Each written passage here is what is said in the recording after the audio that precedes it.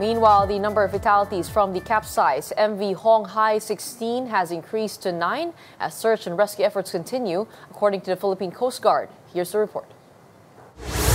Cesar Monserrate, a 63-year-old crew member, had been planning to retire.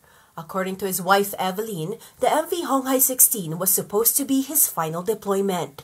But he never made it home after the ship sank on Holy Tuesday. On Black Saturday, the search and rescue operation ended with the recovery of his body. He is the 7th confirmed fatality in the incident.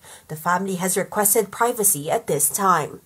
As of Easter Sunday, the Philippine Coast Guard has recovered 2 more bodies, while 2 crew members remain missing. Authorities are temporarily sheltering the 14 survivors. Tumatagilid po talaga yun pag nagkakara po kami. Pero hindi naman ganong tagilid, kaya parang nasanay na po kami na pag tumagalid, okay lang. Pero nung sobra na po yung tagilid, parang kinabahan na po kami. Tinutulungan ko po si Kempe na kunin yung order naming prutas sa bangka po. Tapos yun po, nakakaramdam na din po kami na tumatagilid na. Kaya tumakbo po ako sa papuntang port side po namin. Kasi po nandun po lahat ng tao, sir. An investigation by the Maritime Industry Authority is now underway. The company tasked with removing the vessel is expected to arrive this week.